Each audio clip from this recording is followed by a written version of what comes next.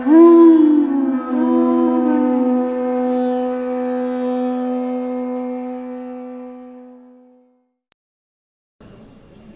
Namo Bhagavate Vasudevaya.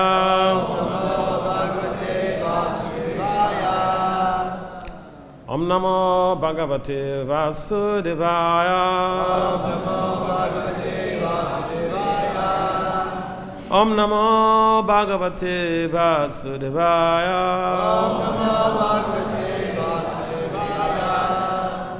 Narayanam namaskritya narang cheva narottamam devim saraswati vyasa tato jaya mudiraye nastapaye svabhadesu nityam bhagavata sevaya bhagavati uttamasloke bhakti bhavaiti naistike. So Srimad Bhagavatam, Canto 7, Chapter 13, 1-3, Text 7. And it's all happening right here in Vrindavan, Krishna Balaram Mandir. So, the title of this chapter is The Behavior of a Perfect Person.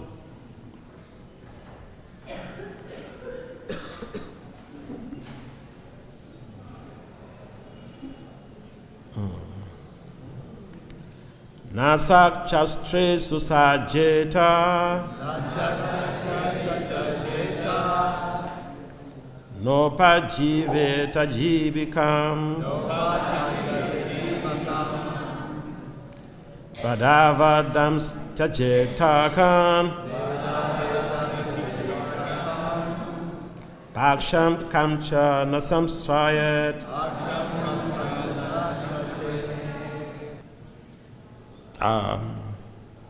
Word for word translation,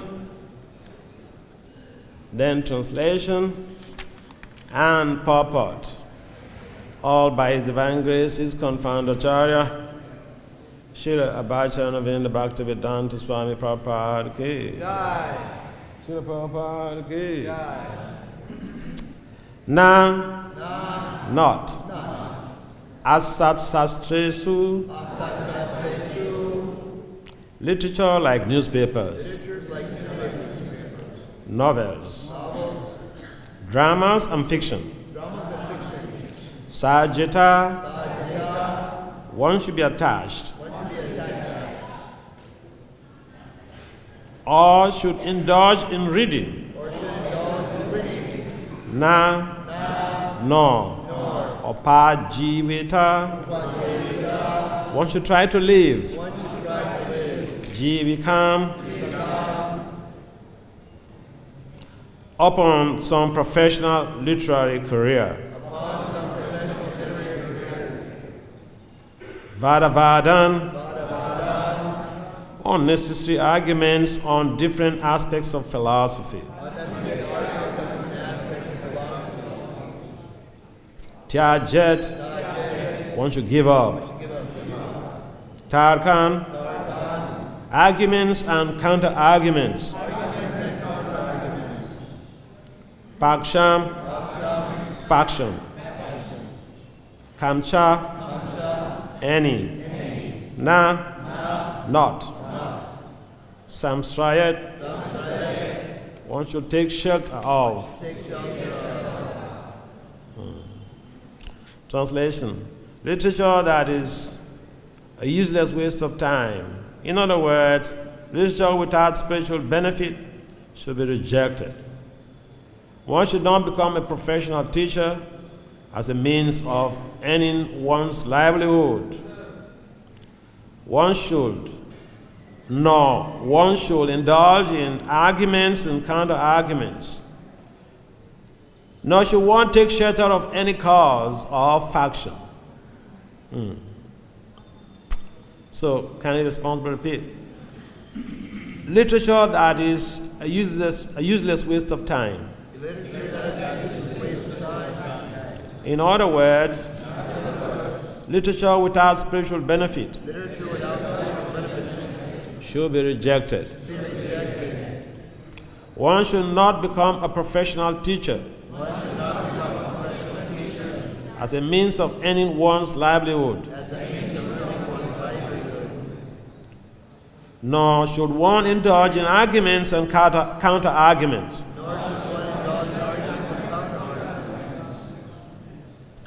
Nor should one take shelter of any cause or faction.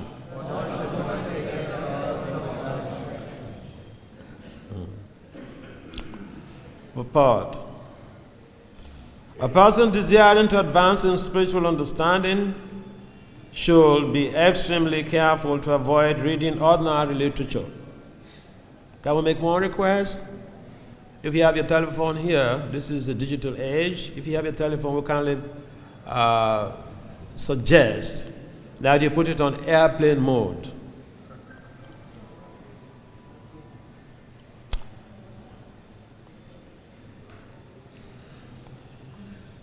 So I take the whole purport again. A person desiring to advance in spiritual understanding should be extremely careful to avoid reading ordinary literature. The world is full of ordinary literature that creates unnecessary agitation in the mind. Such literature, including newspapers, dramas, novels, and magazines, is factually not meant for advancement in spiritual knowledge. Indeed, it has been described as a place of enjoyment for crows. Tadvayasam tietam. Anyone advancing in spiritual knowledge must reject such literature. Furthermore, one should not concern oneself with conclusions of various logicians or philosophers. Of course, those who preach sometimes need to argue with the contentions of opponents, but as much as possible, one should avoid an argumentative attitude. In this connection, Srila Maharajaya says, Aprayojana paksham na samsayat, na prayojana pakshisha. Na vrita sishya banda krit. Na kadashina shastrani. Na virudani chadya set.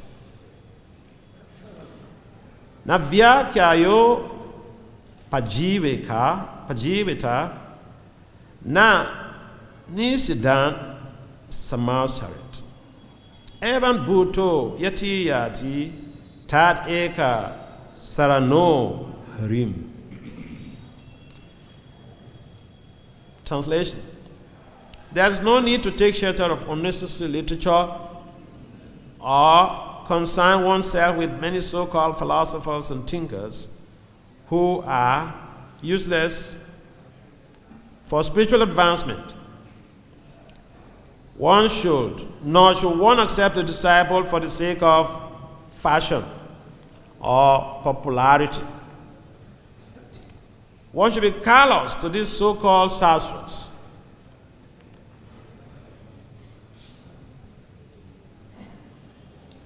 Neither opposing nor favoring them.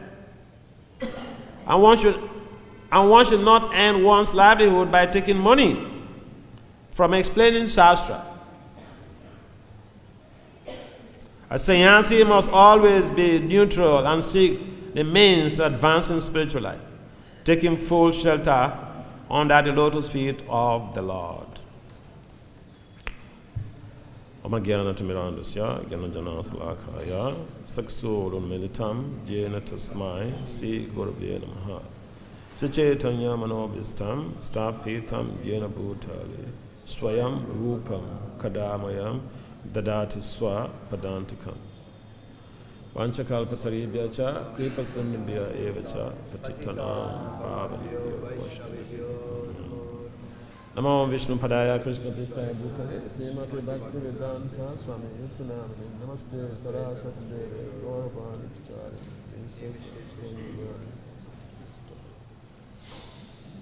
Jaya Sri Krishna Chaitanya, Prabhu Nityananda, Sri Advaita Gadara, Sivasari, Gaur Bhakti. Hare Krishna, Krishna Krishna, Hare Hare, Hare Rama, Rama Rama, Hare Hare. Hare Krishna, Krishna Krishna, Hare Hare, Hare Rama, Rama Rama, Hare Hare.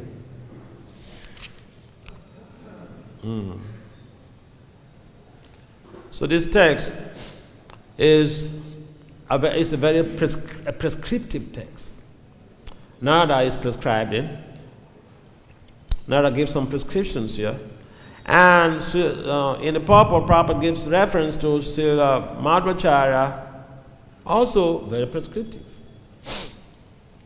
Prescriptive in the sense that we've been given some insight about what not to do regarding reading.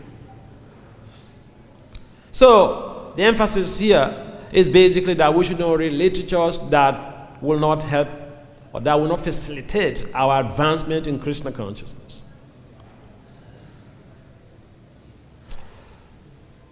At the same time, a number of people are preachers. In fact, the whole of this chapter is instructions to sannyasis. I was looking on some of the previous texts, and one of them was mentioning some very insightful information about how, especially those who are traveling around, there is this contention sometimes. And I had this lived experience in New Jersey. One of my friends, he's a professor. He was telling me how one brahmachari from Chopati went to New Jersey. And then some devotee had arranged some program for him in some home. And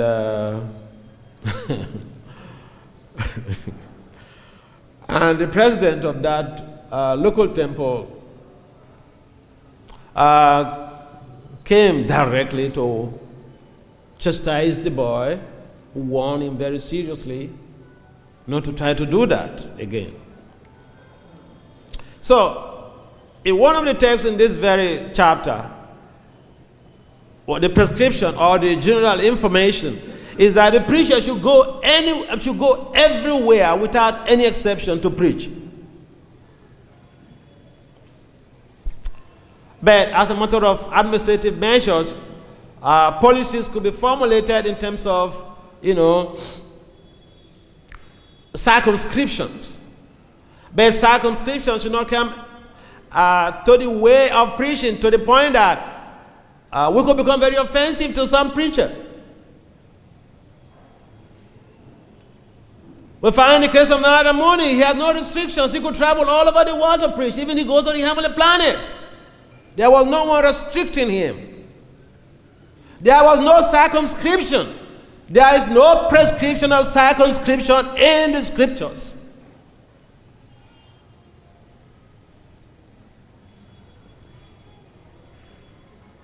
We want to become empires, and so we create some circumscriptions. But there's no need. We cannot become emperors because we don't own an empire on this material planet. We come, naked we come, naked we will go. And sometimes even it's just not naked we will go. This body, the naked body will be born to ashes or be thrown into the Jamuna, or if you are, if you die maybe in West Bengal, the ashes will be thrown into the Ganga. And so, the idea is that everyone has to be a preacher. So we've been saying, well, this chapter is an instruction to sannyasis. But just like Lord Krishna mentions in the Gita, sannyasi doesn't simply mean someone who doesn't light a fire. In essence, if someone is preaching and is detached from the results of his preaching, he is automatically a sannyasi. Sannyasi is not the dress. I mean, wearing this dress and I'm not detached. So what? And we have a sense of discrimination because we are putting on some saffron cloth and we discriminate against those who are putting on white. I have a lived experience. I was in Mayapur, and this young couple, they were living in Michigan. They have to relocate to Mayapur because their child is of school age and they want the child to school in in Mayapur. So here, well-educated guy, he had lots of money in the US. He had his own house, big house, but he had one child. The child is 13 years now. I met that child when she was like, I think 4. Yeah, Sister Goranita, Krishna Balaram.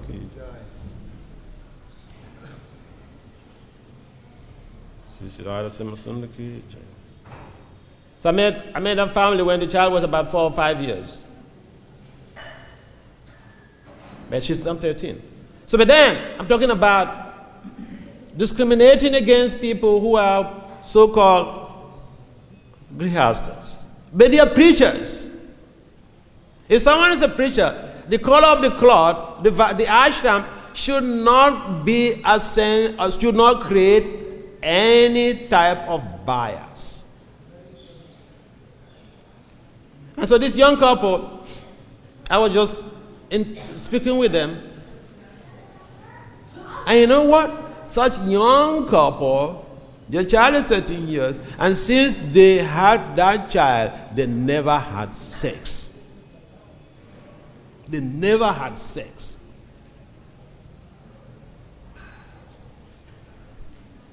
Brahmacharis, we are hearing this?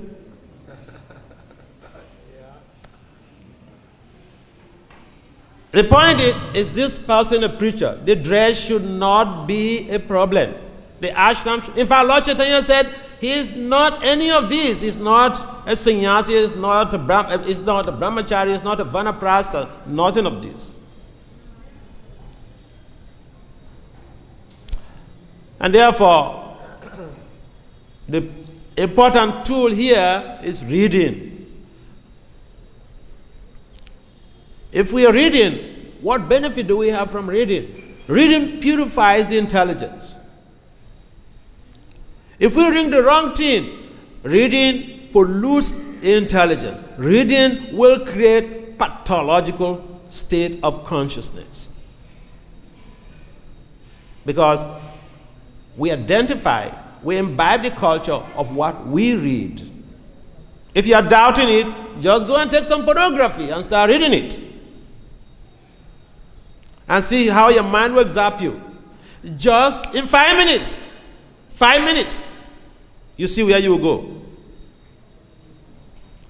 So reading does have an effect on the consciousness. Either the variable is the object of reading. Reading is a constant. In research, there are variables. So here the variable is object of reading. What are you reading? Are you reading the Bhagavatam? And what will you gain from reading the Bhagavatam? Purified consciousness. Nasta prayesu, abadresu, abadra. And the reading should not be something that we do today and tomorrow we don't do it. Why? Because it is an act of service. We are serving Krishna with our intelligence. When we're reading, we're serving Krishna with our intelligence. Therefore, the Bhagavatam prescribed, Nastra prayesu abhadresu nityam bhagavata sevaya. This service should be, consistent. It should be done on daily basis. Well, you may say, well, I don't live in a temple. Yeah, read Bhagavad-Gita or Bhagavatam with your family every day. In that way, the whole family will become purified. Because the one who reads it and those who also listen, those who hear, they both get purified. And in fact, there are so many instances of information. If Bhakti-Vinod gives some, deep elucidation about the different pastimes of Lord Krishna, what we benefit by reading those pastimes. So now it's not that, when you're reading Krishna stories, it's just some storytelling and some folk tales. They have a purifying effect on the mind. And that's why those who read constantly, they the purification is escalated. But if we just read without doing some service, without chanting, we will also become dry at some point in time. Because the whole value of Krishna consciousness is integrated service. Reading has to be there. Visiting the holy places have to be there. Taking only prasadam has to be there. Service has to be there. In fact, when we're reading and we don't have the service attitude, that is a problem. When we are serving and we don't read it, that could be a problem. Because I've seen so many pujaris who were with us in the US, and they go down the drain. Why? Because they're doing service, no reading, no chanting. And so, what the scriptures have provided for us is a very clear way for us to tread. It's a path that we should tread, and we don't have to worry. It's like boarding an airplane. You may get into turbulent zones, but as long as you buckle up with your seat belts, rest assured, you will sail through. So the scriptures are there for us to be able to purify our existence. A number of people these days, they don't have the culture of reading. But we have to cultivate the culture of reading. So one may query, what about those who can read and write? Guru Kishore Das Babaji couldn't read and write, but he was sitting in his ashram and know people who are parading themselves as Paramahamsas who are having illicit sex. He didn't go to school. But except you claim that you can't read and write, otherwise we should read Prabhupada's books. In fact, Prabhupada emphasized that we should read his books. He wrote these books for us to read. One reason why we need to read these books is that when we read these books, if someone is presenting Apa Sampadaya philosophy, despite the number of years you're studying the movement, we will know, something is smelling here. If you don't read the books, I can come and tell you anything. And you say, yes, Maharaj. But if you read the books, you'll be able to create a balance. That will help you with your checks and balances. So whether you are a male or female, we are not another Mandya. This is a culture of education. The Krishna consciousness is meant to gradually educate people, to raise people's standard to a Brahminical culture. So the Vedic education creates the provisions for even the kids to go to Gurukul, to study. And then their lives will be different. Their decisions, their modus operandi and modus vivendi will be different. But if we don't read, the mind could tell us different things at any time.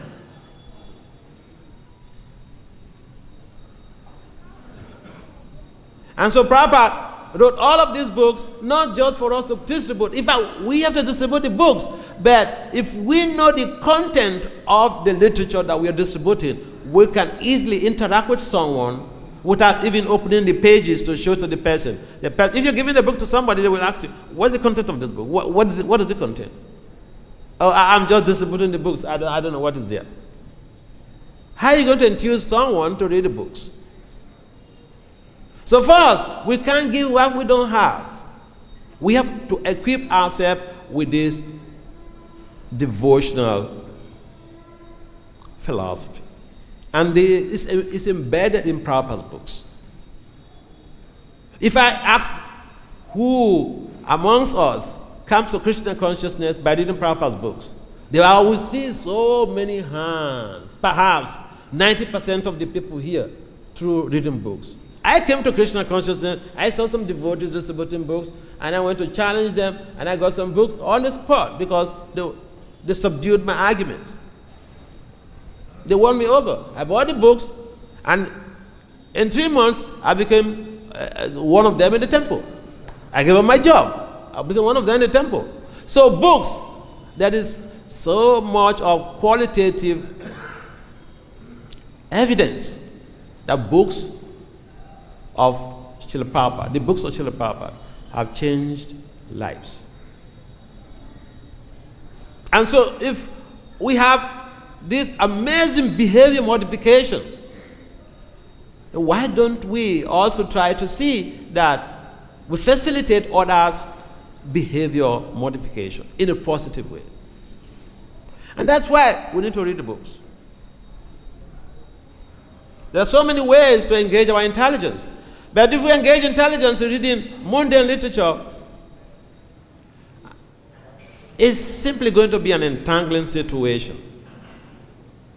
Because what we read will become part of that. It's another form of association.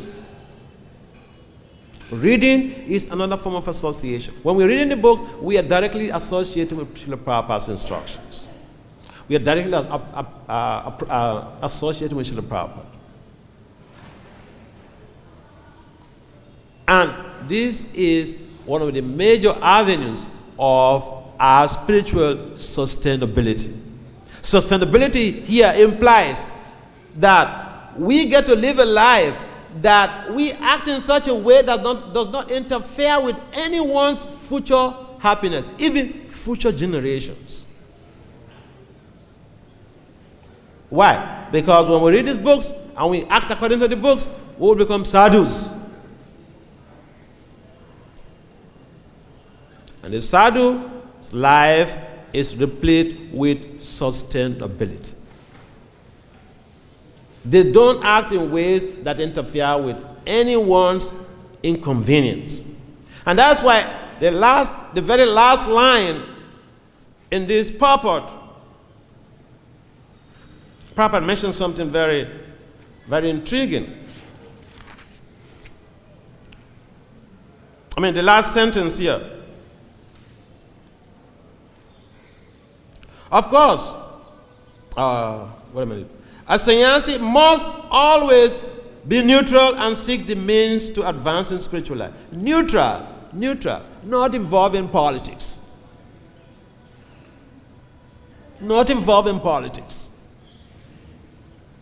Politics is not a bad thing. Look, I'm a political science researcher. I have published in political science. I published articles in political science peer-reviewed journals.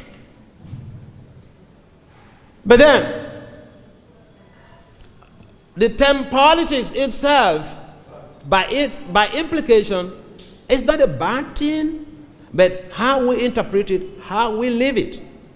The intention of the political theories or political philosophers is completely different from what is obtainable now. Politics was meant to be able to bring people together to live in communities headed by someone. But now the whole thing is completely different. And so if we, the preachers, we become involved, we become partisan. I mean, I remember in one country, some of our devotees got killed because the leader was involved in partisan politics. He was openly aligning with one of the political leaders, and there was a war in the country. And those other parties, they came after the devotees. This is why it is mentioned here that, Prabhupada mentioned in the purport, in a very covert way, that we should be neutral. Not be part of factions. Of course, we can be part of faction, Krishna's faction. But then in groups and out groups, what's the value? How will that help to purify anyone? It will simply help to destroy someone's faith, because people come to our movement, live in our communities, and they see that we are doing the same things that the politicians are doing outside. They read from the books and they see that it's completely different from what what they perceived in the books or what they see, prescriptions from the acharyas, they will lose faith. And so, reading helps us to be able to align with the ideals of our teachings. In fact, if we make the habit, if we cultivate the habit of reading every day, we could make such advancement in a short while. There are so many books. The Goswamis have written so many books purely on Vaishnava philosophy, devotional culture. And so we don't lack literature to read. And so there's a lot for us to be able to utilize to grow. And so in the purport here, taking cue from the main translation itself, Prabhupada gives the reference where Madhvacharya is mentioning how we should not bother ourselves with taking shelter of even logicians and philosophers, mundane logicians and philosophers, because they will just simply confuse us, especially for a new devotee who is not very grounded in a philosophy. You start reading here, reading there, you get confused. Even Oriental philosophy, because if you start reading all of these other philosophers, you find out they become confused. It seems that they are talking the same thing, but no. I mean, like if you read most of the translations and purports of a number of scholars, even right here in India, you find that they're basically impersonal interpretation of the Bhagavad-Gita. And if you read those books, you're definitely going to have some doubts. However, if you're well grounded in philosophy and you want to make some comparative study to be able to help someone else out there who is in those fields, then okay. But it's not recommended. That is not even recommended for everybody. Because as far as we are concerned, we should think globally and act locally. First, we should try to see that we become really properly situated before we invest our energies in something extra Vaishnava.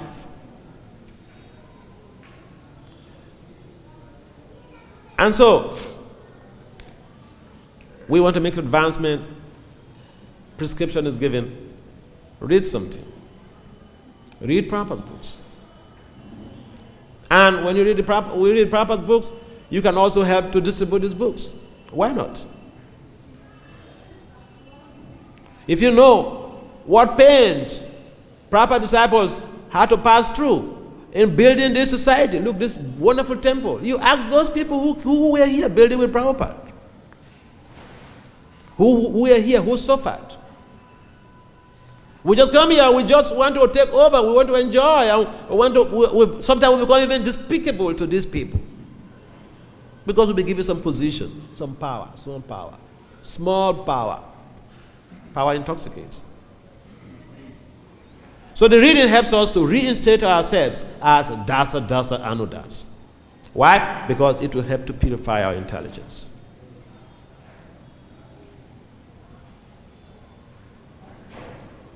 And it shouldn't be that. We should not be those that only want to sit down every day to listen. We should also read. I remember I interviewed somebody. It's not a devotee some years ago. One lady, and then she told me, Indian lady, and she told me they just listen to the pandit. Whatever the pandit says is okay. You can't blame them. But here we are not saying you should listen to the speaker. When you go home, you should read also. So that if the speaker one day is going this way in his philosophy with a blade of grass within your lips, you can ask for a reference. You can ask for a reference. Hare Krishna. Any comments or questions? In the translation, the last word, faction. What is faction? What? What is Faction. Translation of the last word. Faction. Faction means group. Group. Yeah. This faction and that faction. Mainly, is Prabhupada is emphasizing, is mentioning there, in the sense that when we are in a devotional culture, we should not even create factions. In groups, and I mentioned that, in groups and out groups. In fact, even arguments is not so important in the 21st century, because we can really be friendly with people and still win them over in Krishna consciousness, instead of, especially those who are outside of India, in the West. You don't win people by trying to defeat them. You win people by being friendly, by understanding what they're presenting, and also, trying to add something to what they don't know. I met one senior brahmachari. He's late now in Mayapur some years ago, and he told me his story, how he met Prabhupada. He was a Mayavadi sannyasi. So he met Prabhupada, and then he went to Prabhupada and opposed Prabhupada, challenged Prabhupada. And Prabhupada defeated him woefully. So what happened in India in those days, I don't know whether that is still applicable now, is that if someone defeats you, you have to become his disciple. So he became a disciple of Prabhupada. So Prabhupada may, and you hear Prabhupada challenge scientists, speak harshly against scientists.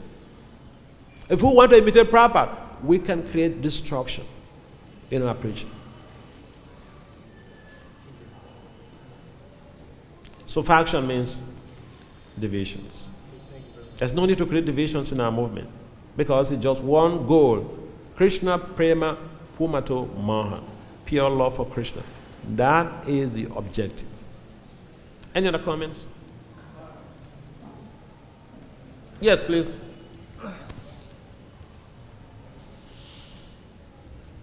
Thank you very much.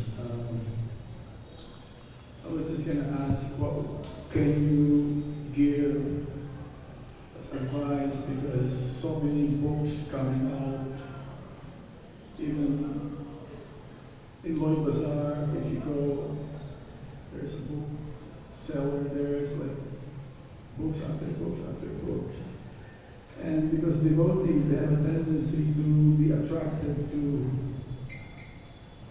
to find out many esoterical books, literatures of the acharyas. Many of them are not translated now by our authorized writers. The Prabhupada says it takes 11 years to study my books. And many of our devotees, they don't even read our books, but they read others' books. What can you advise who get benefited? All right, it's a good point you raised. In fact, Prabhupada's books are complete. They're full and complete. So if what is our objective of reading some, going here and there? What's the goal? To go back to Godhead? To become purified? To become logicians? To become big philosophers? If the goal is bhakti, Prabhupada has provided.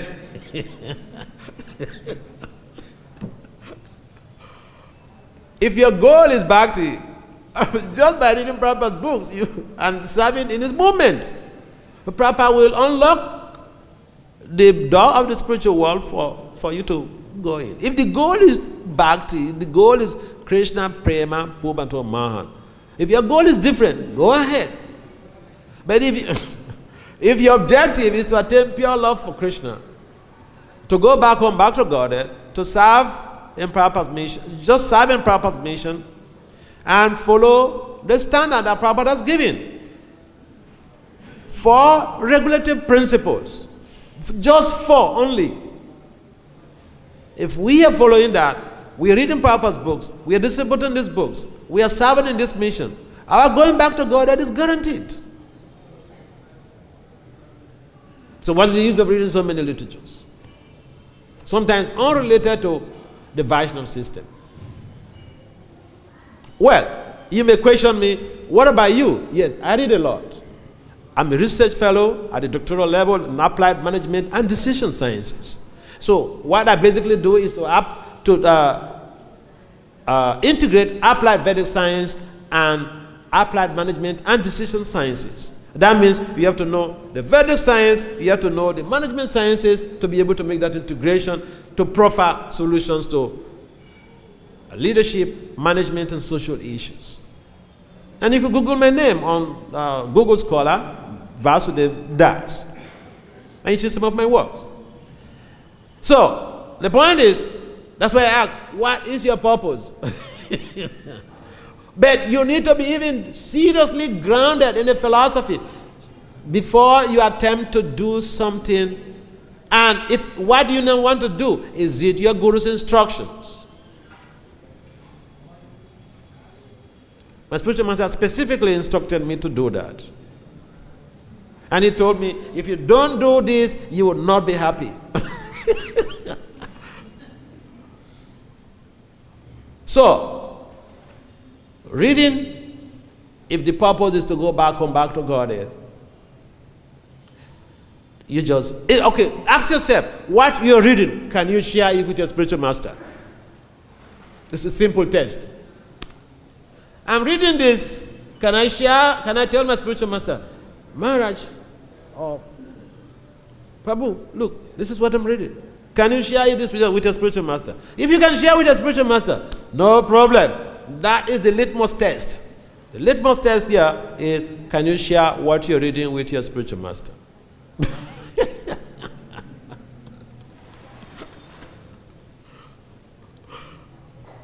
Maharaj, I think that answers your question. Yeah. And of course, these days we don't care for spiritual masters anyway. Because we feel everybody, we are very advanced. We don't care. No problem. I care. We live under strict guidance of the spiritual master. When we join, we live under the strict guidance of the spiritual master. Now, these days, people take initiation and they don't have a meeting with the spiritual master for the rest of their life. The goal is achieved. No accountability. So reading is also part of the accountability. What is your service? Reading is also a service to Srila Prabhupada. A service to Krishna.